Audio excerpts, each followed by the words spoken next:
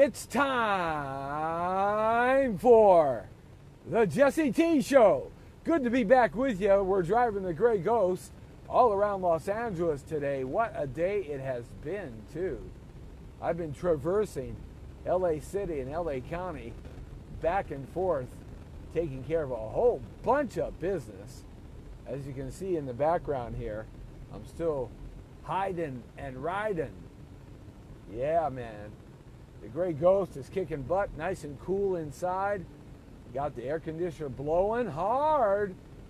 Got a little Freon blast a couple of days ago to make sure it was cold, because it's been a hot one here in Southern California.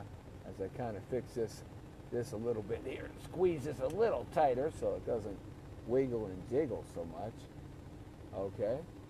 Yeah, it's been a hot one, man. It has been absolutely unbearable. I got people beeping horns behind me. I got people cutting in front of me. I got people almost running me over with their bicycles. I got homeless people jumping out in the middle of the street like jackrabbits. Oh yeah, don't you just love living in Los Angeles, land of hopelessness?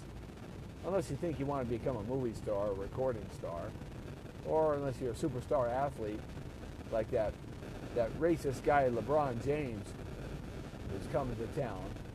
I dig him, though. I thank him very much for building schools. I think he should do that. I just don't like a lot of the things that he says in the past while in Cleveland. And he's already starting his motor mouth going here.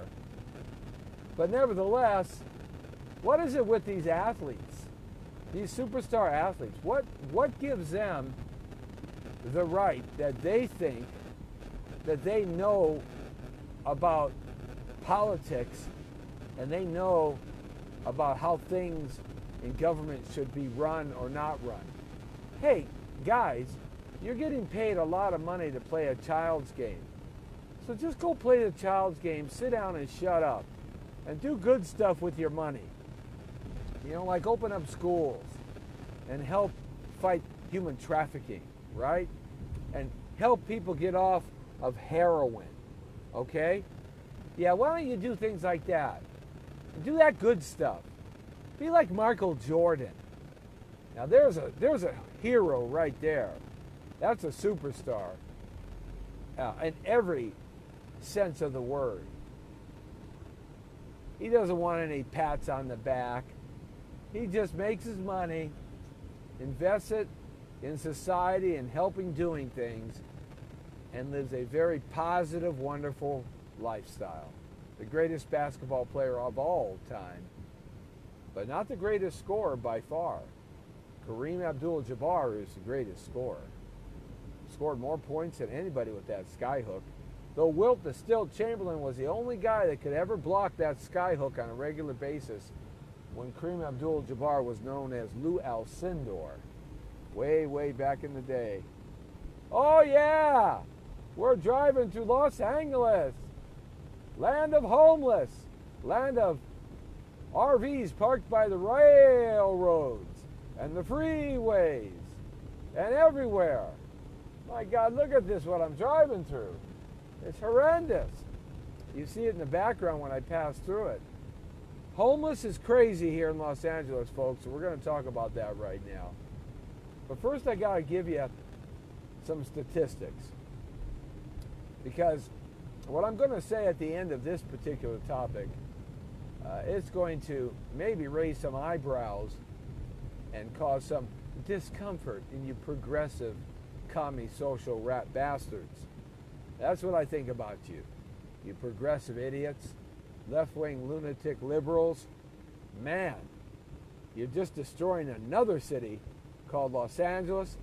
Baltimore now has been rated the worst city in the country to live in. You destroyed Detroit.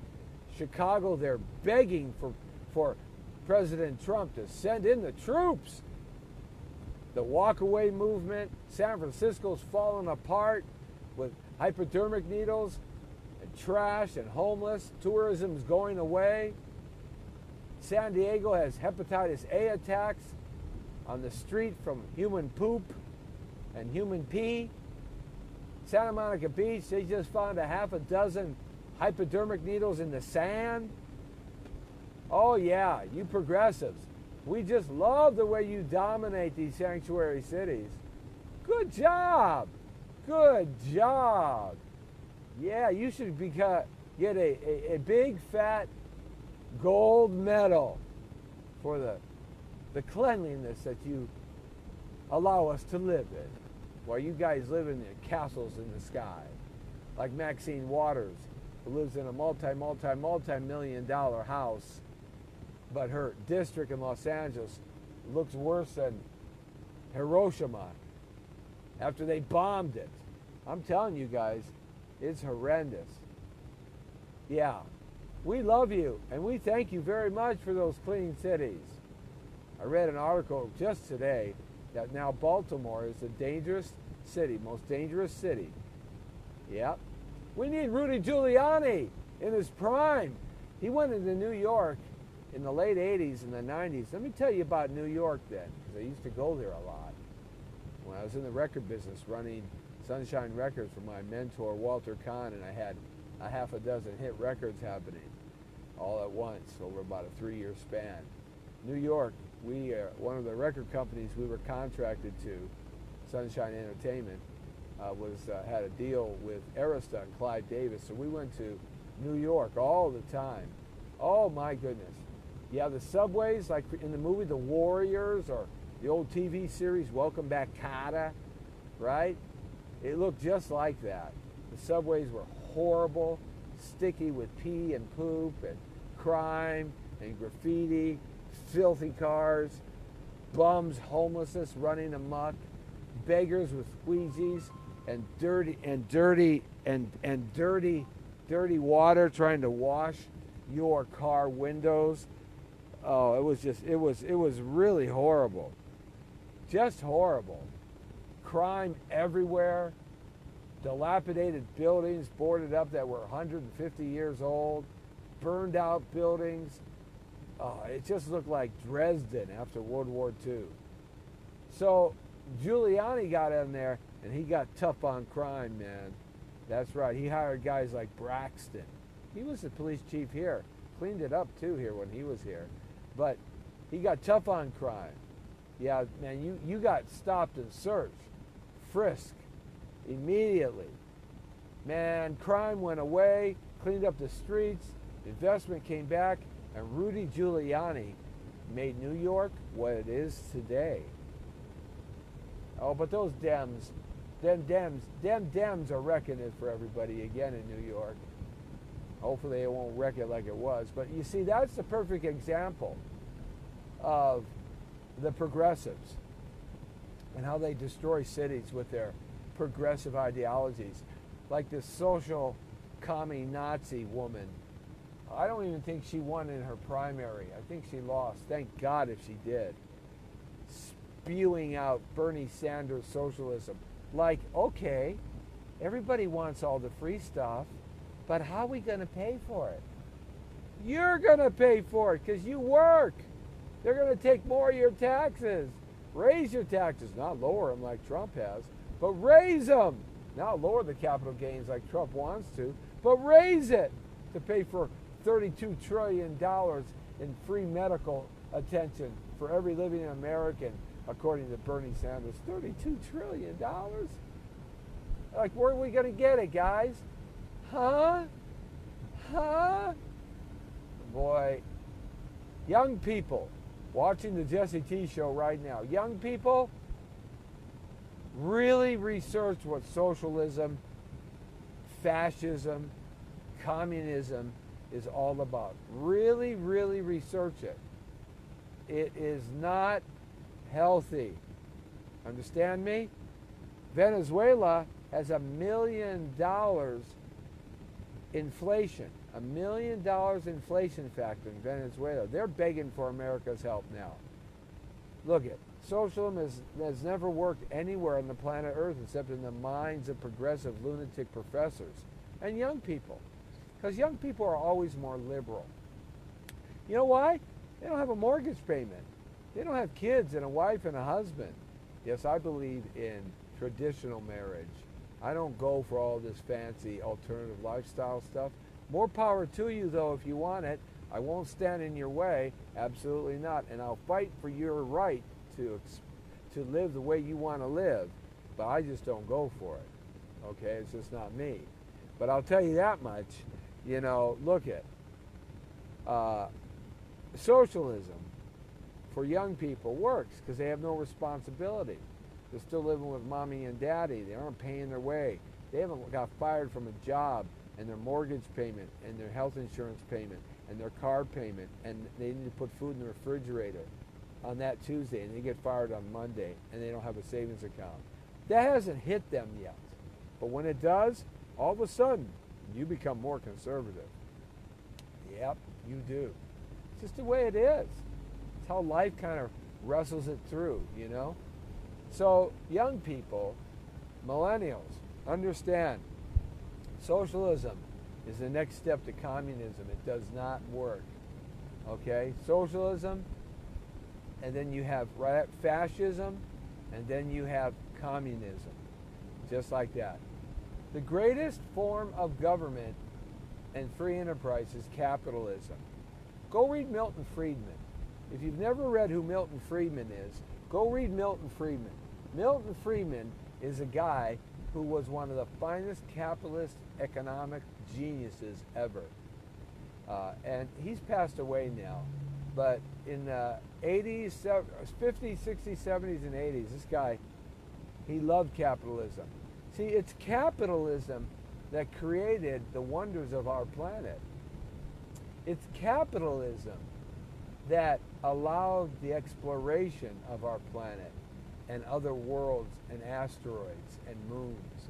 It's capitalism that has given you the medicine you like. It is capitalism that provided America the lifestyle and the quality of life better than anywhere else on the planet Earth. It's capitalism that makes it happen.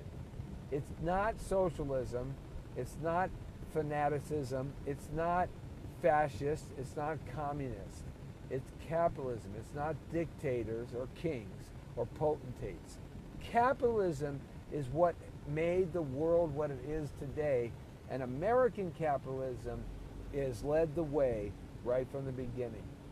I'll tell you what, you give a guy, and I mean women too, you give a guy, I'm using the colloquial kind of general term, so you feminazis out there, don't get pissed off at me, okay? You know, you feminists, I call you feminist feminazis. You know, I tell you, man, you people that are like feminazis, you're stripping men from being men. You really are. Why don't you just castrate men in America, feminazis? Why don't you just castrate them? Why don't you just debowel them or debald them? Or why don't you just whack attack and cut and you know, make them eunuchs? Because that's what men in America have become, at least here in Southern California, that's for sure. But nevertheless, capitalism, you guys, is what has made all the great developments, the great industries, the great achievements, the great scientific explorations, the social behavior that allowed people to buy houses, created the middle class, won all the wars America has been in, protected our nation. Capitalism is what allows you to be anything that you want to be. That's why when foreigners come and they come here legally, they become so darn successful because in their countries for generations they didn't have the freedom to be what and who they wanted to become in terms of financial success. Capitalism is what it's all about. If you don't capitalize on something that you can create and earn a profit, then what do you have? Nothing. Because the government is not going to take care of you. You understand?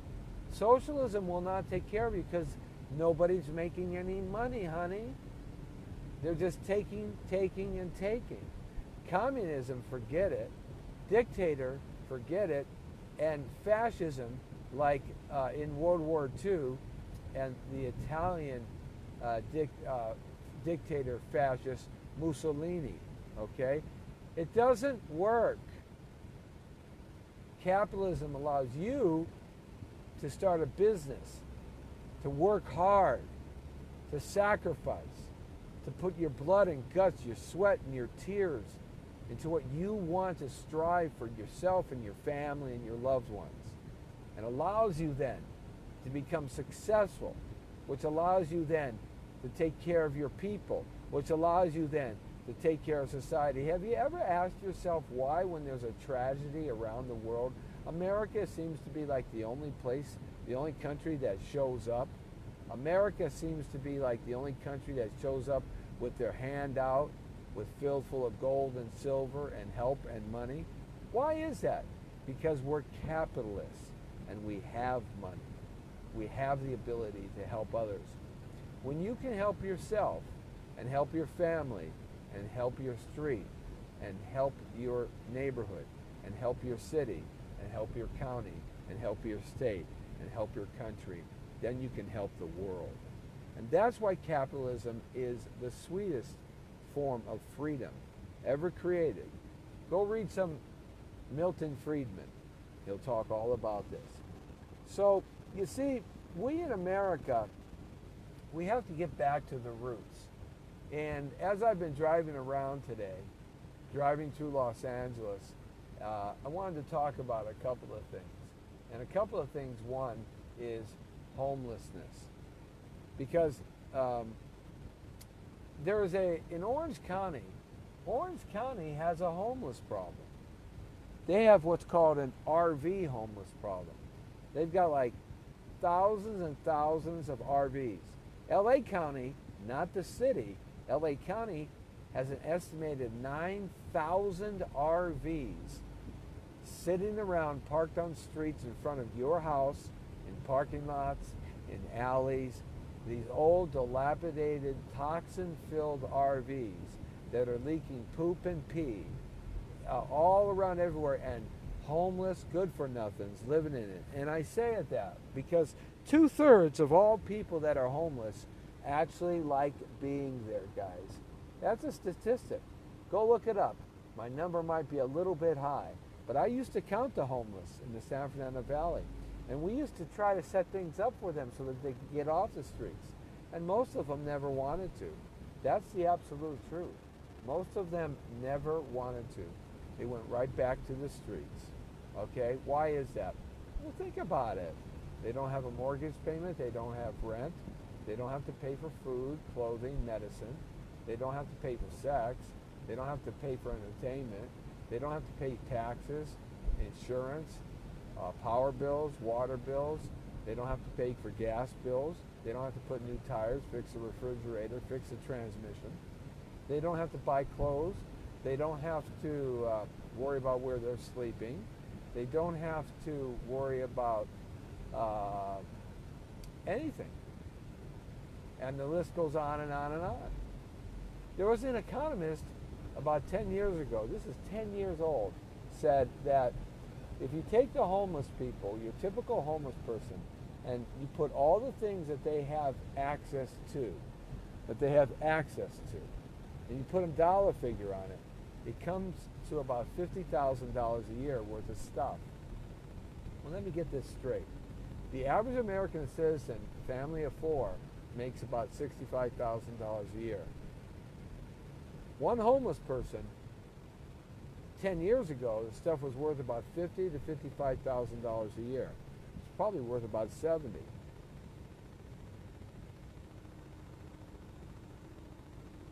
Why not be homeless? You don't have to work. Why not? Makes sense, huh? Smart, right? Yeah. So 2/3 of them generally want to stay on the street. Okay. Why do I say 2/3? It's just under 2/3. About 1/3 of them are so whacked out in the head through alcoholism, drugs, just unguarded health issues. filth, virus, bacteria, broken legs, broken heads, been on the street for 40 years. They're gone. They're gone. Their soul's gone to the world. They're never going to get off the street. Never. You hear me? Never. All right? About a third of them, about 10% of them, 10 to 15% of the homeless, 65,000 here, estimated in Los Angeles City and County, about 10% of them actually, they get thrust on the street because something tragic has happened to them. They lost their house, they lost their job, though there are more jobs in this country now than there are people to fill them. Thank God for President Trump. Turned the economy totally around. And what's wrong with that? Paying less taxes, having more money, and have jobs that you can find to go and take care of yourself and your family. Better paying jobs than you had before. I just saw a sign, and I posted it up on my one of my Facebook sites, facebook.com/Jesse Terrero. Sorry about the big thumb in your eye. I just saw a sign that In-N-Out Burger is pays $16 to $18 an hour, and they're hiring. They got a 401k. They have insurance. They have a shared plan in the profits. I know a guy who worked for In-N-Out Burger for 25 years. The guy was making $300,000 a year running an In-N-Out Burger. Yeah. You have a job for life. So there's jobs out there if you want to work in something, okay? So, but about 10% of them get thrust on the street for some tragic reason. And those people do everything they possibly can to get off the street. They do everything they can. They do all the testing, they do all the classes, they do all the health stuff, they do all of the education, they take total advantage of all the tools that here in Los Angeles City has provided them to take advantage of. Okay? They don't, and they're generally 18 months to 24 months, most surveys will tell you, they end up getting off the street and getting relocated and starting their lives over and get a job and keep their family together. Okay? So that leaves, you have about 33% that are lost to the ages. You have about 10 to 15%. So let's say 20. Okay, so 20 and 33 is 53%, right? That means there's 47% of the people. What are they? Those are the rat bastard sons of a bitches, excuse me, scumbags that beg and want to stay on the street. They're the ones that you get hit up at 7-Eleven and Circle K and at your favorite gas station and sitting on the corner from your shopping center. Those are the ones that have the signs sitting by the edge of the freeway. Those are the ones that live in the gutters under the freeways, in these encampments. Those are the ones that love their drugs and alcohol, and they love to stay on the street, and they will not get off the street ever. Because why should they? That's 47% of them. I'm telling you guys, do the statistical search. I'm not too far off. I counted the homeless for 7 years. And then we would set up, the city would come out and set up all these places at a park. Like there's a homeless guy walking by me right now, right? He can't be much older than me. I'm 58. I mean, he hasn't washed his clothes, and he's drinking a Starbucks coffee at $6 a coffee. Now, how did he get that? Somebody probably gave it to him. Or he begged because somebody gave him money. You did, probably. You're just fostering bad behavior. There's another homeless guy. And there are two homeless guys talking now. This must be a homeless friggin' convention in Hollywood. The guy just drank his coffee and threw the cup on the ground. Go figure, huh? Can you imagine? You do that, some copper is going to pull you over and give you a ticket, $500 fine. Do you know that most of the homeless people in Los Angeles, when they get ticketed, they never go to court, and most of them never show up? Oh, man, do they got it down or what? Do they got the system down? I dealt with them, believe me. I've dealt with them on a business level. I've had to deal with these people. So 43% of them want to stay on the street. Okay. We can argue about that, but I'm right. Because, hey, I'm Jesse T. I'm always right. Okay? And if I'm wrong, then I'm wrong. But prove it to me. My numbers might be a little off a little bit, but I'm using that to make a point. See, we have the weather here in Los Angeles, too. And they keep on coming. And they keep on coming. They keep on chugging down the road. Keep them babies rolling rawhide, right? They just keep on coming in and coming in and coming in and coming in. I was in downtown Los Angeles today in Japanese town. I had to go to City Hall because I wrote this offer here. See? See that offer? See that number down there? Watch. See that number right there, guys? That's $12 million. That's a $12 million offer. You see that? $12 million. I wrote an offer today for a client for a building in the Arts District. $12 million. The city of Los Angeles owns it. And I'm trying to get that done. Don't think I'm going to get it because the MTA wants the building and they're going to get it for nothing. So the city would rather give that property to the MTA for nothing than get it from my client for $12 million cash. And he said he'd go up to $20 million. Yeah, amazing, isn't it? But I go through the process because you never know. I was down in LA today.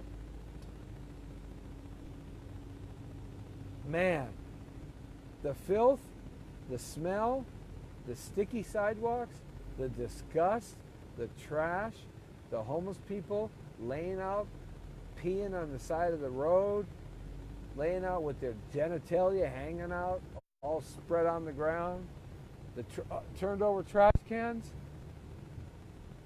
It's unbelievable. Now, I'm trying to get in this lane here on the Hollywood freeway. And you know how you're supposed to go like, you go, then I go, then you go, then I go, when you're merging into a lane? This is how rude and crass people are here in Los Angeles now. So you know what I'm going to do? I'm going to go get in front of them. That's what I'm going to do. Watch this move. Watch this move. See that car right there? She cut me off and almost drove me right into the center divider. So watch what I'm going to do to her now. This isn't road rage. This is car games. She just, and I do this all the time to people because she just bugs me. Ooh, darn it. I'm not going to be able to catch her because that lane there is going to turn into the diamond lane. Now she's jawed ahead of me. Darn it. I'll keep you abreast of what I'm going to do. I'm going to cut right in front of her in a second. Car games in Los Angeles. Traffic is another problem. And it's gotten more ill-mannered and crude and rude to the point that I just decided, hey man, I used to be a nice guy driving, right? But hey man, when in Rome, act as the Romans do, right? If you can't beat them, join them. Oh, Lord help me. Yeah, you yell at me in the car, I'm going to yell at you back. That's all there is to it. I'll take my chances and throw the dice because I'm sick and tired of all these people just being rude and crude and crass. But hey, that's just me, Jesse T. So anyway, LA is so filthy, it's pathetic. It's just, it's pathetic.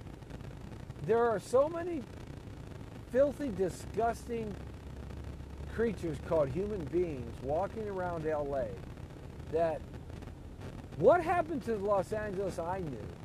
I've been here for 56 of my 58 years. What happened to LA? Well, the progressive left is what took over the state of California. That's what happened. And the progressive left is what took over LA. Mayor Reardon was the last Republican conservative mayor we had, and he brought the Olympics to LA and cleaned it up. But after that, it's gone right to hell in the handbasket for every mayor since.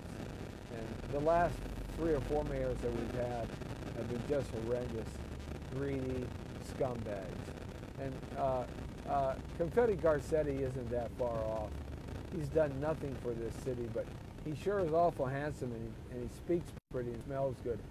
But he's done nothing for this city. Nothing. Nothing. He's paid off by the big conglomerates. We're going to talk about that in a second. He had a big news conference today. Anyway, so the trash cans turned over, just laying there. It's all over downtown LA. It's all over all of the city of Los Angeles and the county. So bad in the county, they have 9,000 RVs of all these homeless people cooking their meth in their RVs, shooting heroin, smoking their crack. Mostly it's meth and shooting heroin in their RVs, discarding the needles out and dumping their poop and pee, which most of the time their tanks leak because the RVs are horrendous pieces of crap, junk. But dumping their poop and pee out on the sidewalks and in the gutters on the curbs by the side of the road.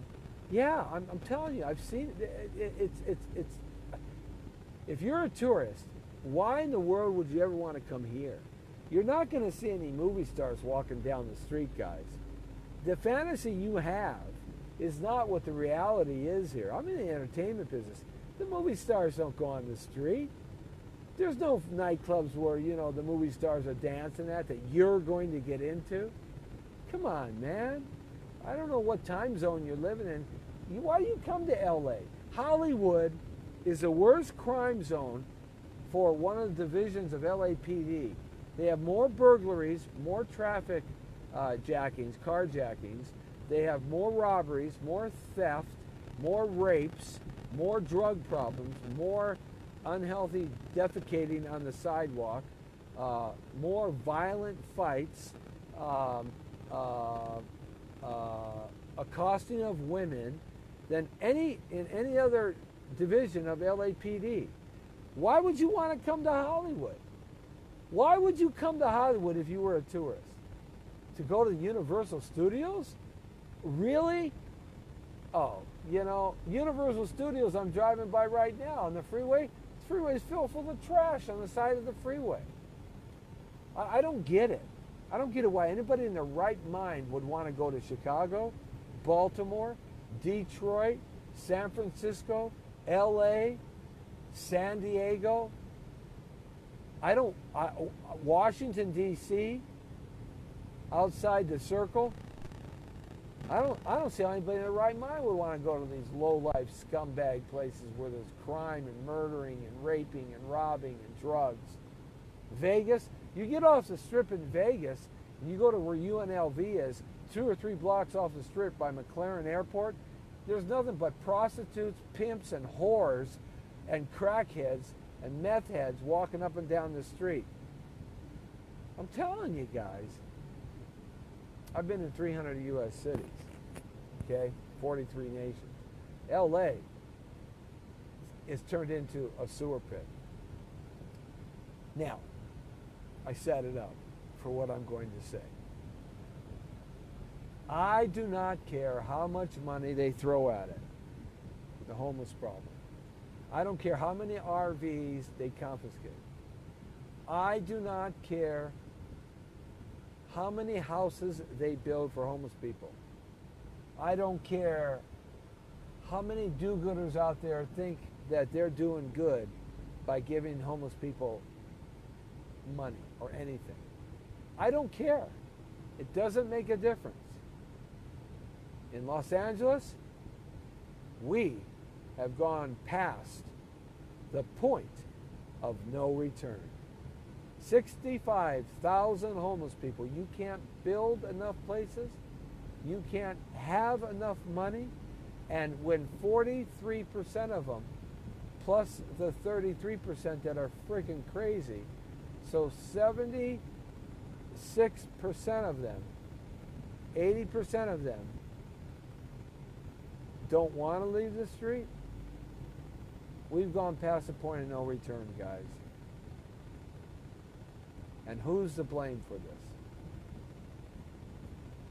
Every progressive mayor, every progressive city council member, every do-gooder with spending billions and billions of taxpayer dollars that never solve the problem but line their greasy ass pockets, like Maxine Waters, whether they're state, local, or federal politicians, professional politicians, have sold your town, your city, your family's quality of life right down the friggin' drain. Now you compound that being a sanctuary city, you compound that tying LAPD's hands, you compound tying LA County Sheriff Department's hands, you compound that by allowing so many illegal aliens to come into this town. I don't care what part of the world they're from. You compound that by the deviant, pervasive, perverted Hollywood industry. You compound that by all of those factors, the lowest educational and the public school systems in the United States of America, one of the lowest. You compound that by the MS-13 gangs that are running amok in this town. So 13, 18th Street, the Crips, the Bloods, the Vineland Street Boys, Packtown Posse, and all the other gangs, White Fence. You compound that times the illegal drugs, the rapes, the robberies, the murders, the theft, the filth. You compound that times too many people living in one area, the turning on the back on the national anthem, the flag, our country, no manners, no courtesy. You compound that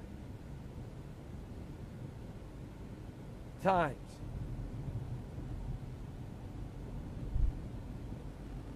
the poor highways, the poor bridges, the infrastructure falling apart, the trash on the streets everywhere. And what do you have? The worst dump, sewer pit, cesspool, Sodom and Gomorrah place you could ever want to raise your family in, ever. In the history of this nation. Paradise called Los Angeles.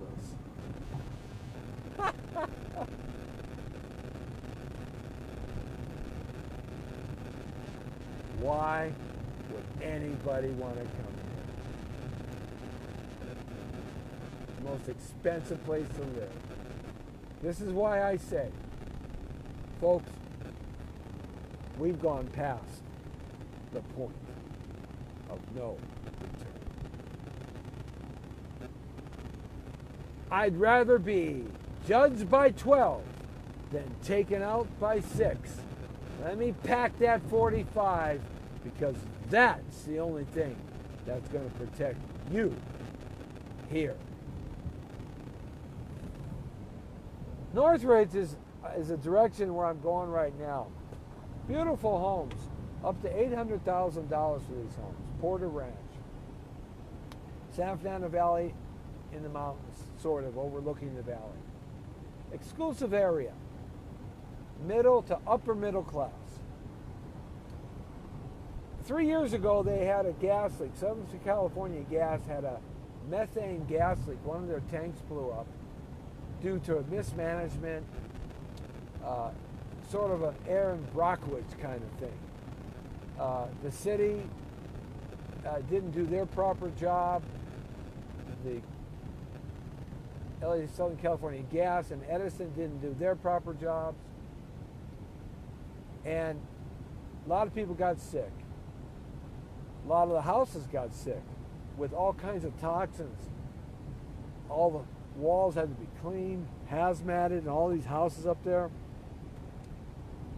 Finally today, a settlement was given by Edison and Southern California Gas. Now, each one of these entities make about $1 billion to $2 billion a year. And so Confetti Garcetti and his piñata smile was up there. Jerry Brown's people were up there. And by the way, Jerry Brown's sister sits on the board of Southern California Gas. Did you know that? That's why there was nothing said about it at the state level when this stuff exploded 3 years ago. Jerry Brown was eerily silent. I wonder why. That's our governor.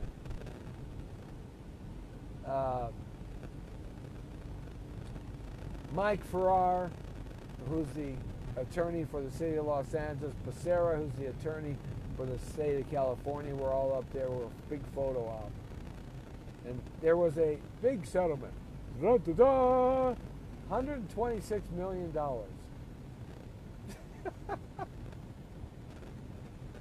Oh. Do you know that's chump change? You're talking thousands and thousands and thousands of people that were affected by this, that are going to have health effects that are going to run them for the rest of their lives. Cancers and all kinds of disgusting things.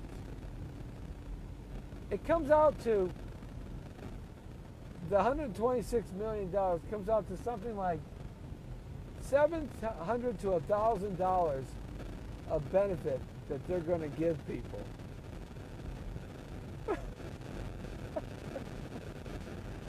Oh, Lord. Oh, they had this big photo op up there, though, didn't they? Look at me.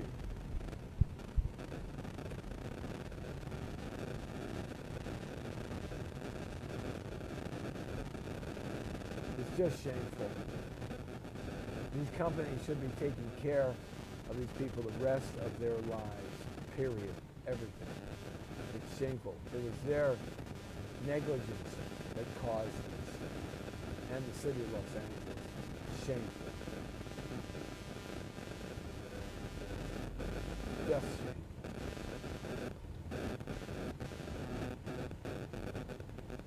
We've gone past the point of no return of civility in our streets here in Southern California.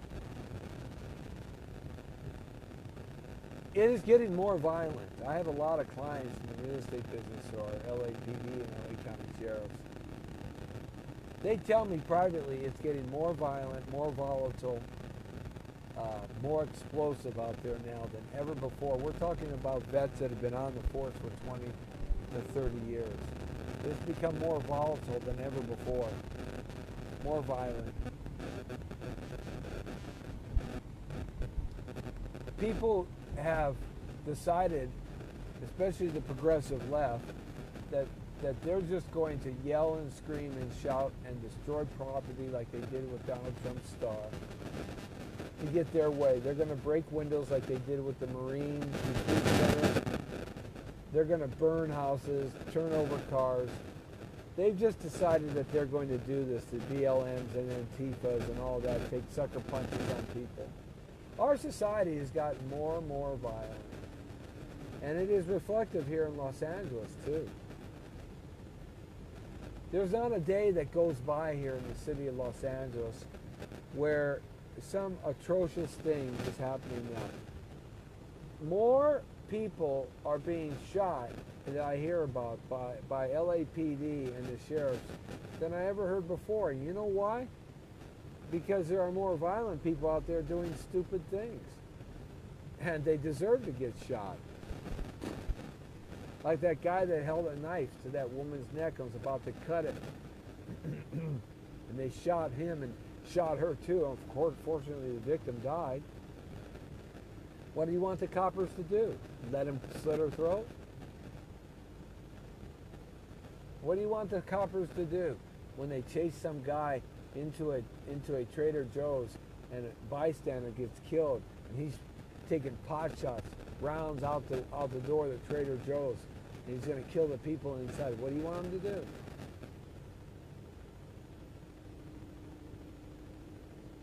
We've got a society that has just erupted in violence.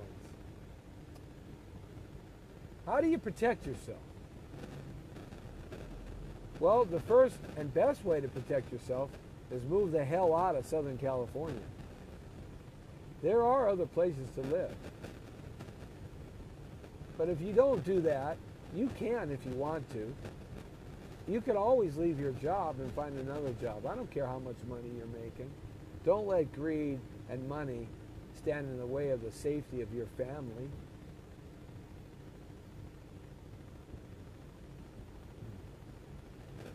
Very few people can afford to buy 24-hour security, and that's not the get-all anyway. What do you do to protect yourself? I say learn how to fire a weapon, learn how to carry a weapon, whether you can legally or not in the state of California. Have one anyway, right close to you, a firearm. Because I'll tell you what, I'd rather be judged by 12 than carried out by 6, and my family lives.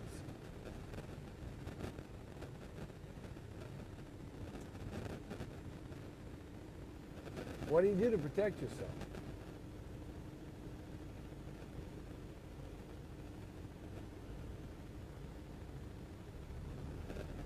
Don't put your kids in public school. I know many of you can't afford private school, but don't put your kids in public school, not in LA. What do you do to protect yourself? Get a big Rottweiler or a pit bull.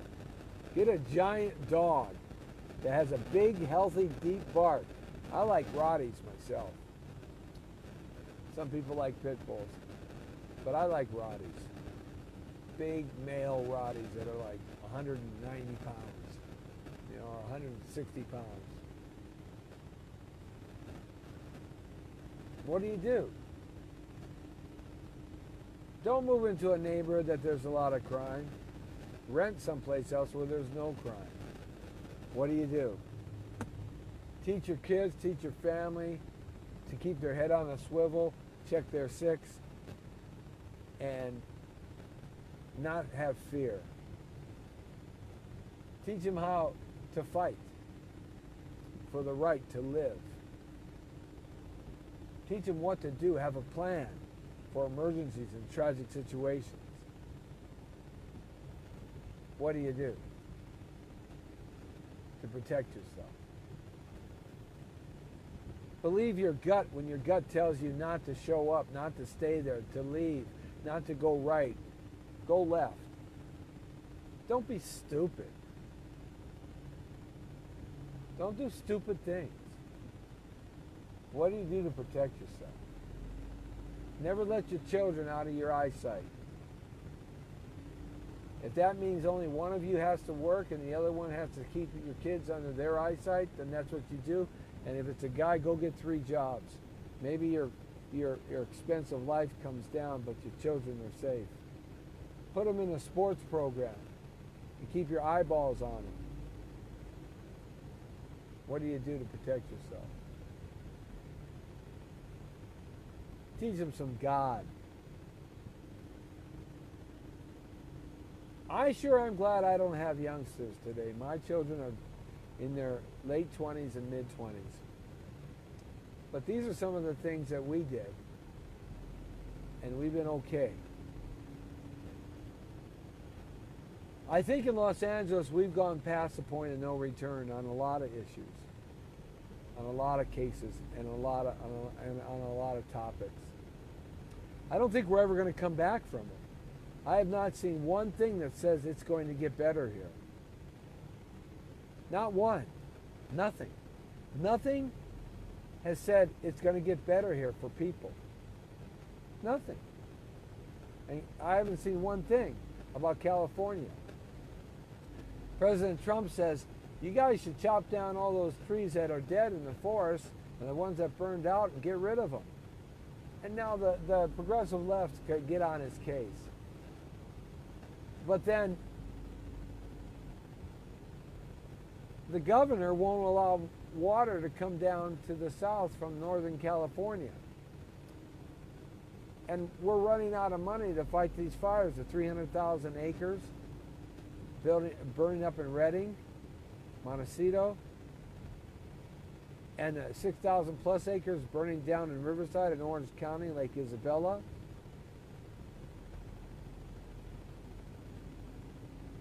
Thousands of houses burned out up north. The governor, we couldn't even fix our Oroville Dam. Remember that? And he went begging on his knees at Trump and said, hey, quit spending your money on illegal aliens and sanctuary cities. And Trump was right.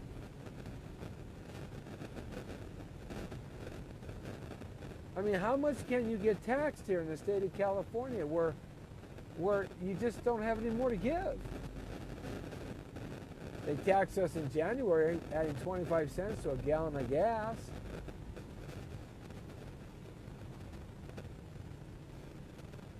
We're past the point of no return. And Gruesome Newsom was probably be the governor of California. He's the one that destroyed San Francisco. Allowed all those policies that is rocking San Francisco now.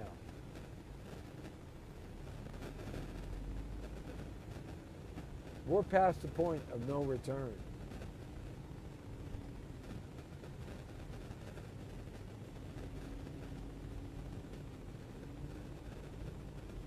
When I was 25 years old, my mother said to me, I've been selling real estate since I was a teenager.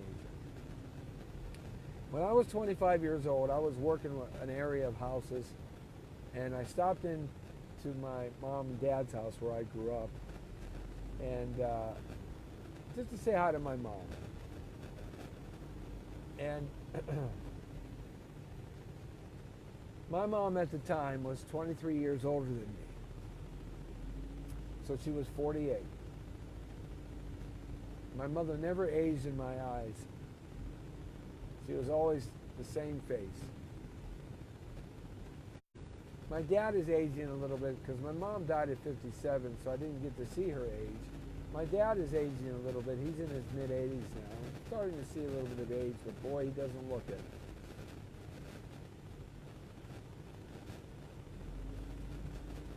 So I sat down and I said, you know, Mom, the neighborhood's changing. And what I meant by that is our society in the area that I did most of my business, the northeast San Fernando Valley of Los Angeles City, the neighborhoods were changing. I was noticing walls and wrought iron fences with the sharp pokey things on top, and big pit bulls and Rottweilers and Dover and Pinscher dogs, and multiple cars parked in someone's front yard, and more trash on the street, more foreign language. I've always believed that English should be the language of our country, and we should make it a part of the Constitution. You lose your language, you lose your culture. That's simply part of what makes a culture is language. That everybody speaks the same language. America is losing its culture. We are losing it very fast. The American culture. It's a shame too. Because that's what made the world great. The American idealism and ideology and culture. So I said, Mom, the neighborhood's changing. And she said, Jesse, sit down a second. Jesse Glenn, that's my middle name. You can't say that. Sit down a second. I want to talk to you about something. My mom referred to my dad as Daddy. That's what she referred to him as. Remember, my mom and dad met each other when my mom was like 9 and my dad was 12 or 11. They knew each other their whole lives.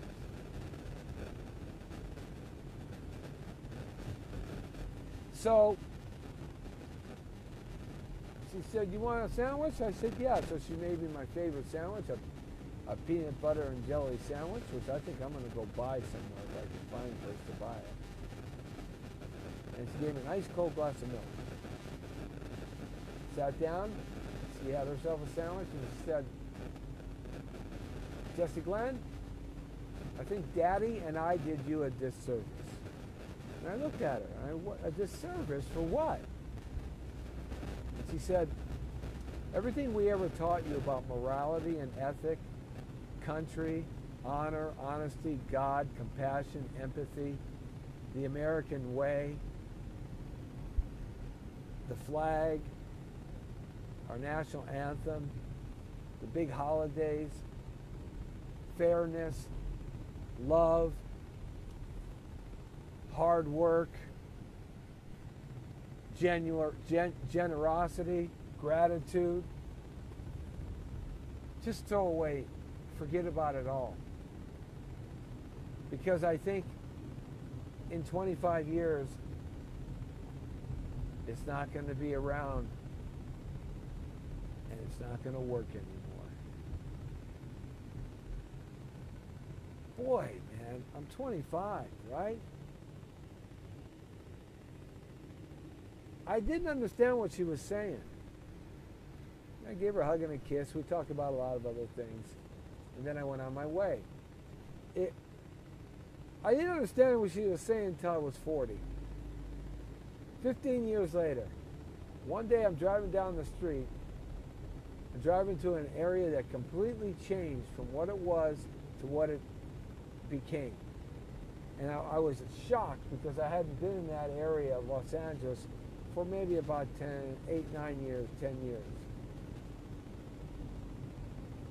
And I was shocked.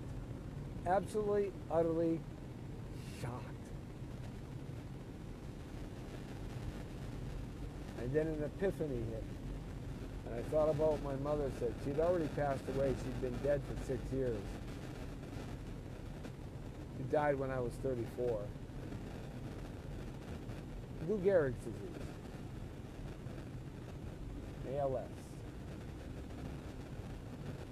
And I said, wow, she was so right. We've gone past the point of no return. And I think we've gone past the point of no return in many places in this country.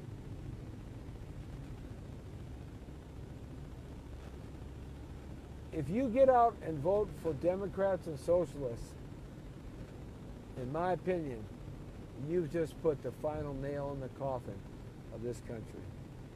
Despite what you might think about Donald Trump, you can't deny the things that he's done. It's factual.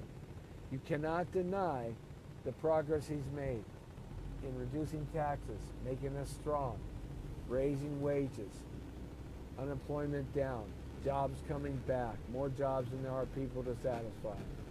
You can't deny some basics that I've gone over and over and over. If you vote Democrat and Socialist coming up in this election, well, all I can tell you is I hope you liked Obama.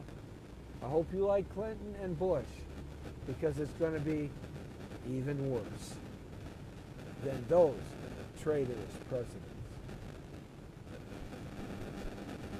The Jesse T Show, right here every Monday through Friday. Hey, you just entered the world according to Torero.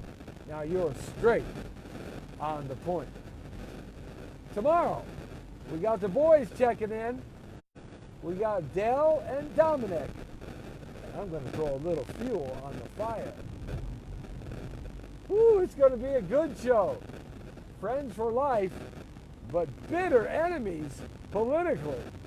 Man, the fireworks are going to be happening tomorrow right here live on the Jesse T Show when we bring the real story to you.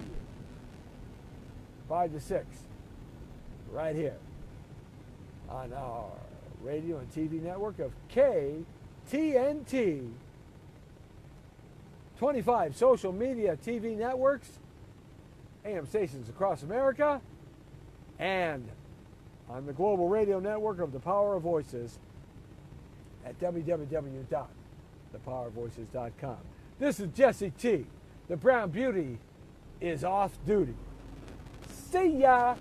Comment below. Let me know what you think and pass it on.